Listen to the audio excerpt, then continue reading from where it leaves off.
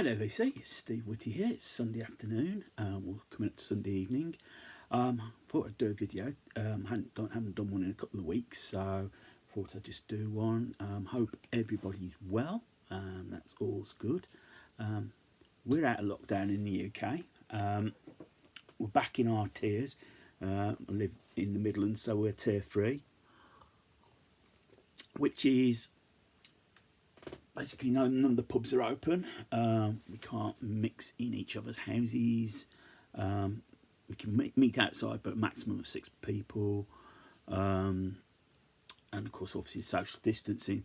So we're having a bit of a sort of relaxation for 5 days over the Christmas period itself. Though I think most people are going to be sensible about this. I know I am. Anyhow, not talking about my Christmas plans, let's talk about music. And this video is another sort of recent finds video. I've just got 10 records here to show you that I've picked up and played. So without further ado, the first record I'm going to show is, and this is partly because I missed it out on the recent finds video that I did a couple of weeks ago. It was one I brought down in that period and I somehow forgot to show you. And this is Fleetwood Mac, Then Play On. I think released in 1969 or 1970. This is on the Reprise label, 1969. This is the last album to feature Peter Green. And sort of inspired by this, channel Shan Talks Music, Shannon D, or she's just changed the channel to Shan Talks Music. She recently did a 3-part video series on Fleetwood Mac and showing the CDs, and this was one of them. And I hadn't really got any Peter Green era Fleetwood Mac apart from it's easy to do it this way, apart from like Greatest Hits compilation that CBS put out in 72. So, and this price was as good as I was going to get it. So yeah, I picked it up, and it's a really good album. I actually love it. A lot of pathos in this album when I listen to it.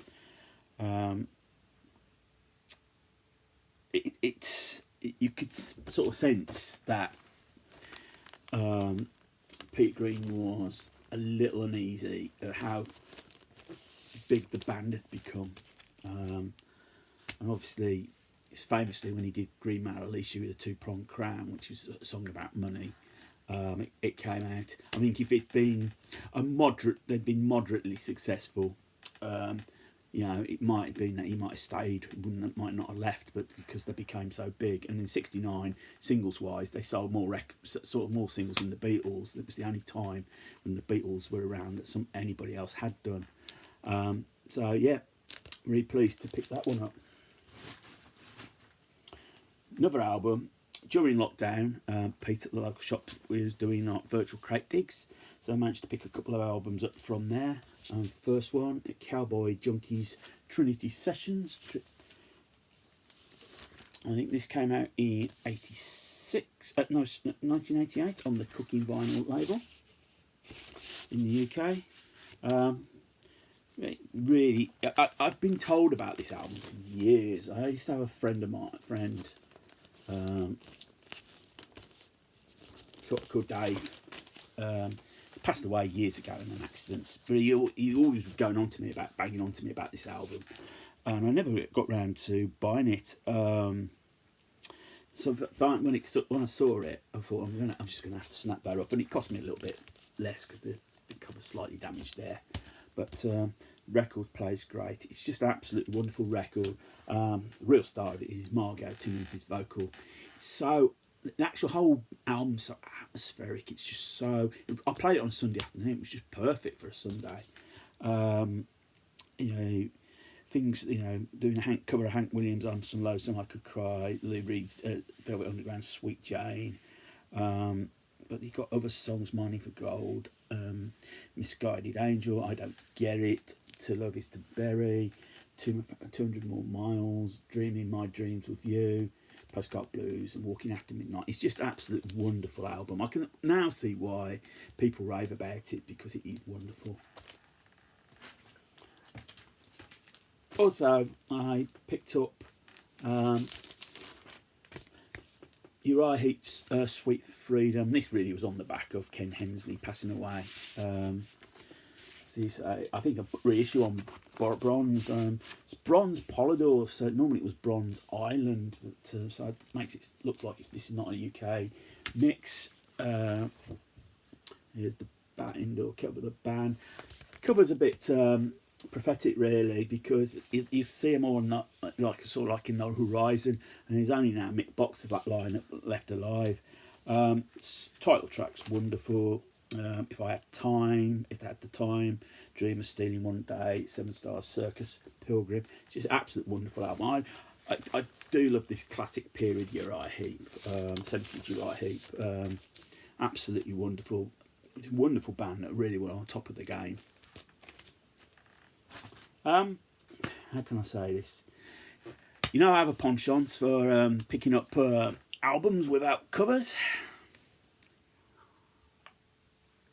Well, my friends, lo and behold, I managed to find a copy of Alice Cooper's Muscle of Love without the box. It hasn't got the box. It's got like the indoor cover, inside cover. I've also got the, hang on, okay, if I get this out.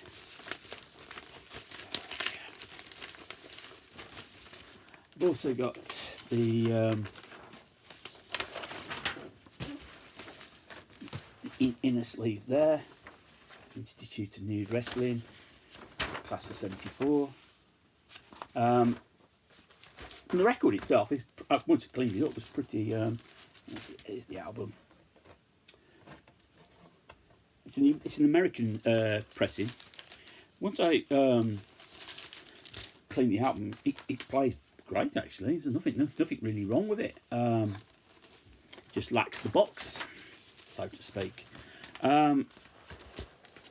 This was the last album to feature the actual original Alice Cooper band. And to be honest, it's, from what I've read up about it, various members of the band didn't actually play on the album. Bob Ezrin was no longer producing the band. It was a joint effort between Jack Richardson and Jack Douglas. And I think very much a band, excuse me while I put this back in, there we go. That was a case of being overworked. The songs weren't there, and to be honest, the songs weren't quite there. It's not strong as, say, like $1 Billion Babies or Schools Out. And I think things like, obviously Alice had his problems with drink, and I think other members of the band were struggling as well. So it didn't sound very much a strong album at all. Next up, I was given this by Pete, mine at the local record shop, and the reason is it's got a slight warp on it. This is Alexis Corner's All Stars Stroke Blues Incorporated. This is issued on the Transatlantic label in 1969. The warp is only at the start and just jumps in about a couple of jumps into the first track. Apart from that, perfect. It plays like a dream, actually, the rest of it. It's a mixture of, as I say, Alexis Corner's All Stars and Blues Incorporated. This was all recorded in 1964. So the Alexis Corner's, so you've got various people involved. Probably the best well-known is Dick Hextall Smith on sax, and Danny Thompson on bass appears on a couple of tracks on here. So it's sort of a mixture of both bands. There's nothing particular. Alexis Corner, his place in British music history is there for all to see. One of the leading lights of the blues scene in the was the leading father figure of the blues scene in the 1960s. Then become vocalist is CCS, and went on to have his own Radio 1 show up until he died in 1984. And it's, I'm thinking it's nearly 40 years now since he's passed away. As I say, where does time go? Another record I won, no, not won, I picked up on the virtual crate dig. It's Ozzy Osbourne's Blizzard of Oz. Came out in 1980 on the Jet label. Very much, obviously, Ozzy had been kicked out of Black Sabbath, and he recruited Randy Rhoads, Bob Daisley, and Lee Kerslake to form Blizzard of Oz. Very much wanted it to be a band. Best known tracks: Crazy Train, Mr. Crowley with the singles. Those Goodbye to Romance, Steal Away. Steal Away is a wonderful track on here. Although you look at the picture, I think somebody could have told Ozzy that took his shirt in properly. You know, expose his midriff. Not long after, this lineup also recorded Diary of a Madman, but not long afterwards, Lee Kerslake and Bob Daisley were given the boots unceremoniously, and it led to one of the worst, I think, acts of sort of pettiness. I think both Lee Kerslake and Bob Daisley sued for back royalties, and Ozzy and Sharon won. But as an act of revenge, they basically got other musicians to re-record their bits, so they're basically no longer on the albums. Before Lee Kerslake died, he passed away just a few months ago. All he wanted was sort of like the gold records for the albums that he appeared on, and I think he'd made up with Ozzy. Ozzy had made up. No, they never met. They made up over the phone or by email, and they sent him the records. They said gold discs. I think it's gold, or was it platinum? I'm not sure.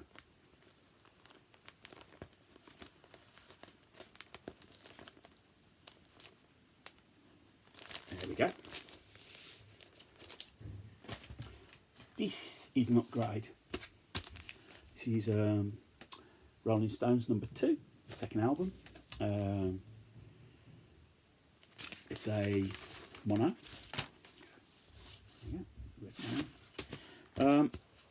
Clean this up. It absolutely plays like a dream. For a record of that age, it doesn't have any right to be. Probably everybody needs somebody to love. You've got Time on My Side. Do a cover of Under Broadwalk. Susie Q as well. This is very much sort of like an album. Just a standard album. Very rarely had singles on it. Photo is done by David Bailey. Produced by Andrew Loog Oldham, who puts the notes on the back. Really, I was pleased to get this. I could do with a copy of the debut album. One album I was really I was pleased to pick up, and it was in the cheap bins, and I didn't have high expectations. Again, I cleaned it up. Apart from a couple of little pops, it plays well. This is Scott Walker's Scott album. Let's see when this came out. 67.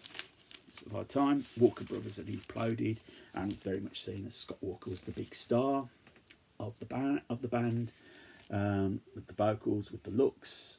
But his taste had started to change. He didn't want to be doing what he'd been doing the Walker Brothers. He was a bit more. He'd come over to Europe really because he was with the art house scene. He wanted to do songs like from like Jack Browley discovered him. So you've got things like My Death, Amsterdam, which Bowie also has recorded, Matilde, Montague Terrace, Angelica, When Joanna Loved Me, Lady from Baltimore. It's an absolute corker of an album. I've got them on CD, to be honest, so I wasn't going out my way, but when I saw it was cheap, I thought, you know what, for a couple of quid, I'll pick that up. And it's what sets this record out is sort of the arrangement. In a way, you could pass away that, not know what he's singing about, but the fact he's got the voice and the arrangement, he's just absolutely wonderful. There's the back cover there.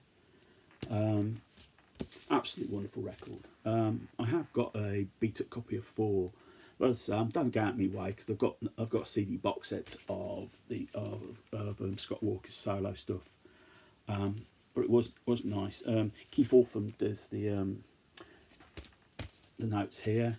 We've got arranged and conducted by Wally Stott, who did all the Goon Show, Reggie Guest and Peter Knight. Yeah, absolutely really pleased to have that.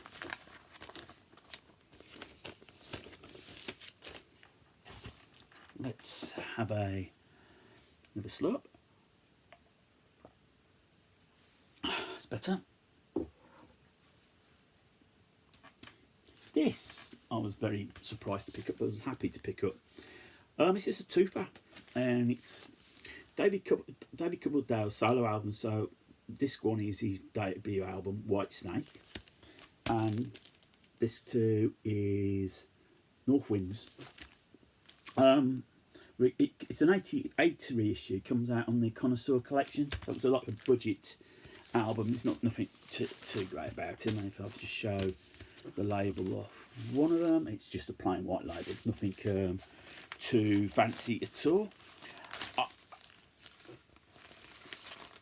These were albums. If I was trying to seek them out, the originals, it would cost me an arm and a leg. They were originally released on Purple Records. Both albums produced by Roger Glover, but both different sounding albums. So White Snake, I would almost, having listened to it, I would say this is very much a soul album, soul R&B album. Very much going back to Coverdale's roots. Tracks like Lady, he co-wrote with Mick Moody, helped up with Mick Moody on there. Got Goldie's Place, Celebration, that's another good one. Time and Sound. It's not a bad album. It obviously didn't sell. It wasn't that period, 77 when it came out. It obviously just wasn't that period for like a soul R&B album. However, when you listen to North Winds, this is more what came up to be the early White Snake. Again, Mick Moody co-wrote some of the songs, but this is very much, well, you could almost say the first White Snake album, unofficially, and it sort of like took Coverdale in the direction he wanted to go. Again, not a bad album, released in 78 initially. Title track North Winds, Time and Again. Queen of Hearts, Only My Soul, Say You Love Me, Breakdown, and the opening track on the album's Keep On Giving Me Love. Not a bad album, nothing exceptional, but not a bad album. And the final album, don't you just love reggae compilations? Sometimes the pitfalls of buying second-hand reggae is they can be well loved, and you can tell from the cover here. This is Reggae Power. This is a Trojan compilation. Again, once cleaned up, it doesn't sound that bad. But the cover has seen better days. I thought about shall I remove the tape and stick it back together properly, but I thought nah, leave it. It just adds to the sort of like charm of the old record. So what you got here? You got tracks by the Maytals. John Jones does a cover of Sylvia's Mother.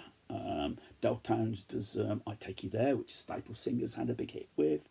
You've also got tracks from the Upsetters, Desmond Dekker, Derek Morgan, Ken Parker, Max Romeo, Scotty. Not a bad compilation. And as I said, once it's cleaned up, that doesn't actually sound too bad. So yeah, very pleased to pick that up.